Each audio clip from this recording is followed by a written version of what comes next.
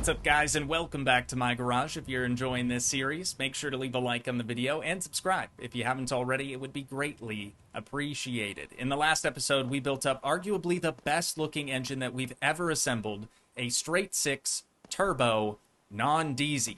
I guess I could just say gasoline engine, but you get what I'm getting at. So after assembling that, we took our B200L ramp truck out to the junkyard, and we scooped up this absolute nugget of a lad Wagon, one of the newer vehicles that's been added to my garage, and it needs about one of, I would say, everything. But our goal for today is to mate our new engine with this new chassis, so we're not going to be worried about body panels, we're not going to be worried about the interior whatsoever.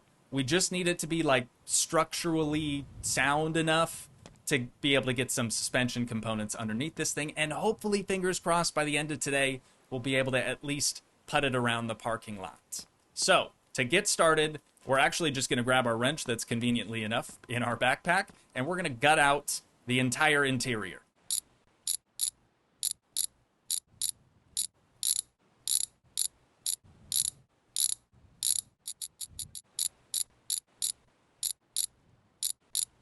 We're making some good progress so far, but unfortunately, night fell on us pretty dang quick. So we'll have to head to bed, wake up in the morning, get some food, get some drinks. You guys know the deal. But I decided to pull the engine and transmission as well, and I'm glad that I did, because you can really tell just how banged in that firewall is. Also, I don't know that this vehicle has proper, like, frame rails, per se, but if it is supposed to have them, they're not here.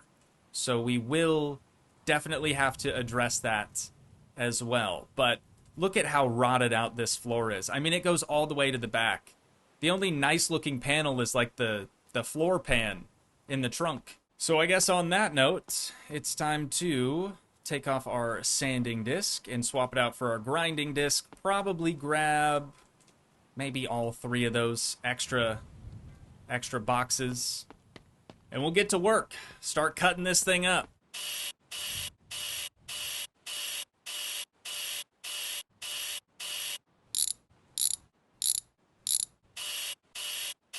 Alright, I've grabbed all three of the panels that we've cut out thus far from the store, so it should be pretty easy to just slap those things back in here, get them all welded up. However, as you can probably tell, after removing the floor pans and also the rear wheel well, the car's kind of falling off of the hoist, which is not great. That is going to make this far more difficult than it needed to be, but maybe, I'm very hopeful that if I just grab the welder and start welding these things back in, it'll kind of fix itself. Probably won't be that easy, but that's okay.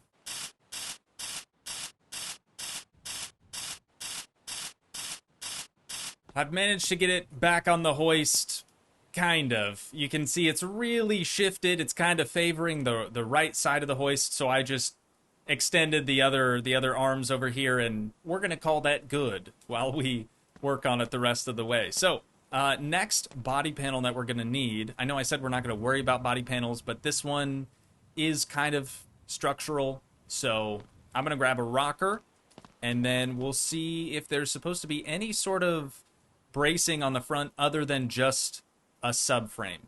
Like maybe some actual frame rails. I don't know. I'm not seeing anything in here that would be like a front end frame rail or anything like that. So I guess that means it's probably just a subframe. It's usually at the top up here. Here we go, cross member. 93 bucks. That is a small price to pay. And now we'll actually have something that we can mount the engine to. I still don't know how the other engine, the inline 4 that we took out, I don't even know how that was hanging on in there. Like, it had to have been just supported by the transmission and transmission brace, because this obviously wasn't there before. And now that we have our front subframe installed, I think I'm going to go through and just purchase all of the front end suspension. And I know we have some of the rear end suspension. Actually, two decent... Oh, no, never mind. That side is blown. We have one decent shock absorber. I'm just going to buy brand new everything for the rear as well. Just trying to make it a little bit easier. Actually, we should totally take all this stuff out then. On second thought, before we start throwing brand new stuff underneath this thing, we should probably take a look with our hammer to see if any of this needs a little bit of persuasion. It's actually not bad anywhere. Dude, that's honestly a bit of a surprise. Like, some of the seams around the tunnel, the transmission tunnel, don't really seem all that great. But I'm not finding any spots that we can Bob Ross the thing. Beat the devil out of it. So maybe it's good.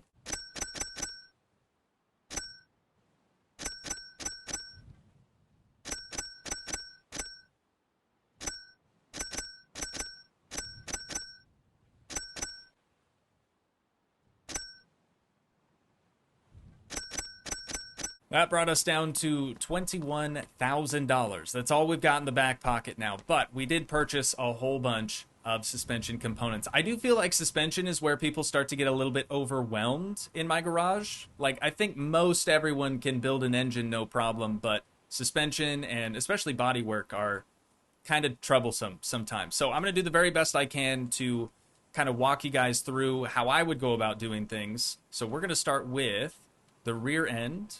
And we're just going to slide our axles on in here. Should just be 4 bolts.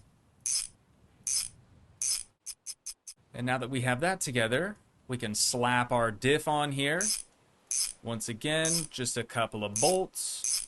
Easy as that. We're basically done already. All the other stuff we can put on after this is actually in the vehicle. So we're going to pick this bad boy on up. Wait for the little check mark. Bada bing, bada boom. She's good to go. She's definitely not supported in any way, shape, or form. So, to fix that, we just grab our rear shock absorbers. Those are going to go right there. There should be a bolt, or I guess a nut, on the bottom. There will be another nut on the top side, but we'll do that here in just a minute after we get the other side figured out. There we are. And then we just lean on in here. We'll tighten this one and the other. There we go. See, it's not too bad. Not too bad, but I totally could see how it might be a little bit overwhelming. As for the springs, I like to use the adjustable ones because I don't know what I want the ride height to look like on this thing. However, you could just use a regular old run-of-the-mill spring. I would have used these, except that one is broken, and we only had the one. So, we're going to grab this without adjusting it. I wish I could tell you guys how many times I've tried to install springs not using the spring compressor tool. Even for the adjustable ones, it's very important. I mean, you're not going to get very far without it. So, having not even adjusted these whatsoever, we're just going to slap them on in there, and we'll adjust it later when we actually have wheels and whatnot. So, now we can toss in our lower control arms. Just going to be 2 nuts right there. We've got the same thing on the opposite side. Nice and easy. Except that check mark, dude, it can be problematic sometimes. There we go. Okay, and now we have these upper ones. Don't actually remember where these ones go. There we are. This suspension, in my opinion, is quite a bit easier to install than the other ones that use like torsion bars or leaf springs, stuff like that. This is a bit more familiar to me. It's familiar territory. But now that we have that done, the last thing that we need is just this rear brace going across the back like so. Easy as that. Our rear suspension is finished. I did decide to convert this from 4-lug, is what it had before, you can tell by the disc brakes here, to 5-lug. And I've only done that just so we have a better selection for wheels, which we're going to need here pretty quick. I'll do the front. I'll do the front first, and then we'll go figure out what wheels we actually want to rock on this thing. So, for the front suspension, I'm going to start with, probably a weird way to do this, but I'm going to start with the steering rack here. Now we can grab our steering column. That bad boy is going to go right on in there. And then these are different. It depends on the vehicle. Sometimes there's a separate little piece that you have to bolt up. I believe it's 2 bolts on vehicles I've done in the past. Other times, on ones like this, for example, it should just be 2 bolts right there on the back side of the firewall. and then you're done. You have steering. Bruh. Okay, you might also want to have a steering wheel. That tends to help with steering, but we're going to worry about that later. And instead, we're going to move on to the rest of the front suspension. So this is the lower control arm. This is the upper. I'm going to start with the lower one first. It's just going to be 2 bolts on either side. Upper, pretty much same thing. I don't know if they're nuts or bolts. Looks like bolts. And then now we can add our knuckle.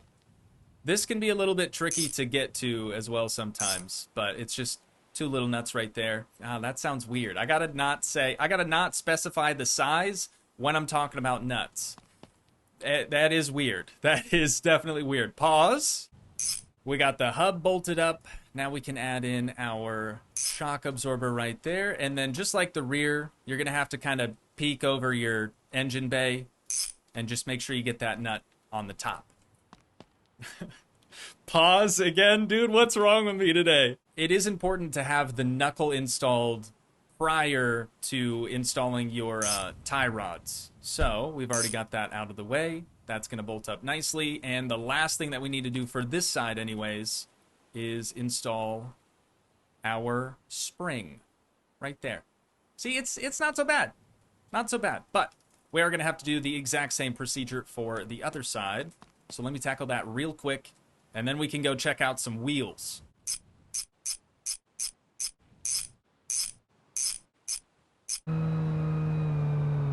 You know, we're gonna need some brakes too before we can actually get some wheels installed on the thing, but that's all right. So I have another mod installed, which is why I come all this way just for some wheels. Again, if you're curious, it is just called More Rims. You can get it off of Nexus Mods, or like I said before, wherever the heck you get your My Garage mods from.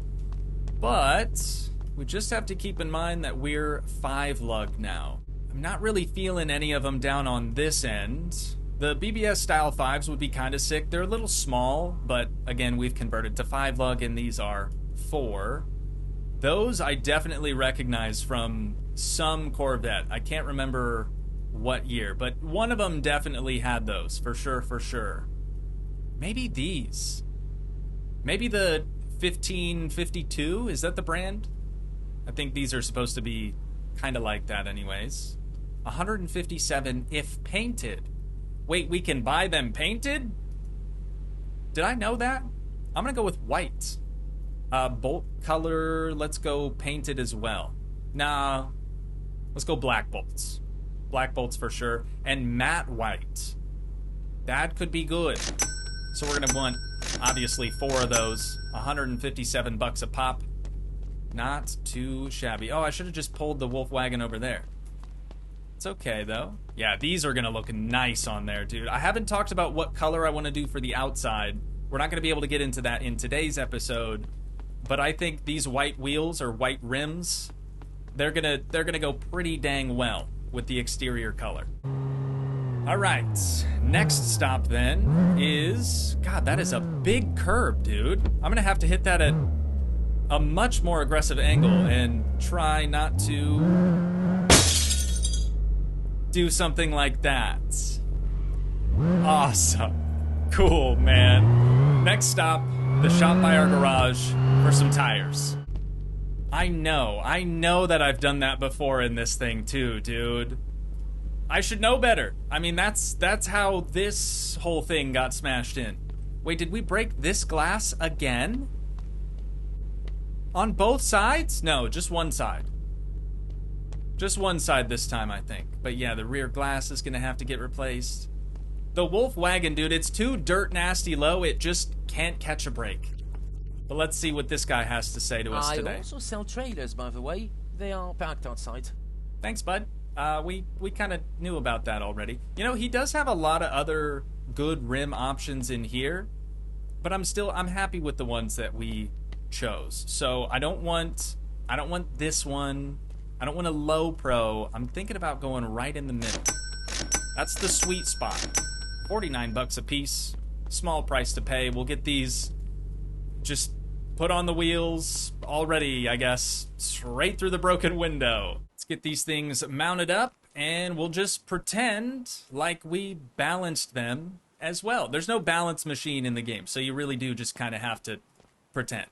It's time for brakes. Let's take a look in the catalog, see what we've got here. So once again, we're converted to 5-lug, so these 4-lug brake discs or brake rotors definitely aren't going to cut it. These right here are going to be the ones that we're after. We have a right rear caliper, rear left, front right, front left, and then we will need pads, both front and rear. Oh, and brake lines. 4 of those. Probably the main brake line as well. I don't remember seeing one of those. For sure, handbrake cable. And last but not least, a brake master cylinder with the reservoir included. We love to see that.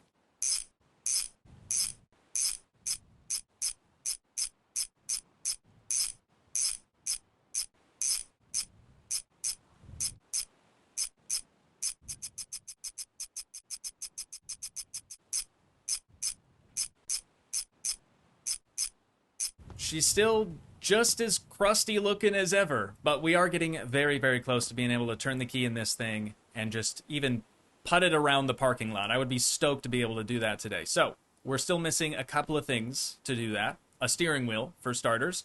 Not too concerned about having a dash or cluster or anything like that today. Then we can add the engine. We'll have to figure out a transmission for that thing, and then maybe this drive shaft will fit.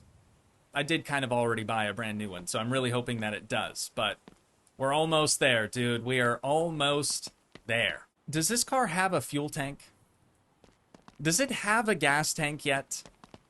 I don't remember seeing one when we were crawling around underneath it. Yeah, it most certainly does not have one of those. So we'll need that. Oh, and a radiator hoses, battery leads, battery cables, whatever you want to call them. Did I actually forget to add an alternator belt to this? I did.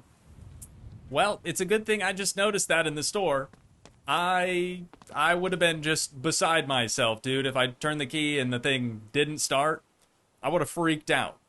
Ideally, I'd like to have a 5-speed gearbox. So I think that's what we're going to go with for that. $1,000 more down the drain, dude. We only have 18 G's left. You're joking. Dude, that's not even the right fuel tank? Why the heck did they offer it in the store then? Oh, it's because it's a wagon. Right. It would be different just because it's a wagon. What kind of fuel tank we got in this? Because it's probably pretty similar. Is it underneath? Okay, so it's one of the big boys, probably. Let's see if we can find that thing in the store. There it is. And $69. Nice. Like we've done with a couple of our other builds recently, I'm going to bring the empty gas tank across the street to the gas station. We'll fill it up first before we install it. Then we don't have to worry about jerry cans or anything like that.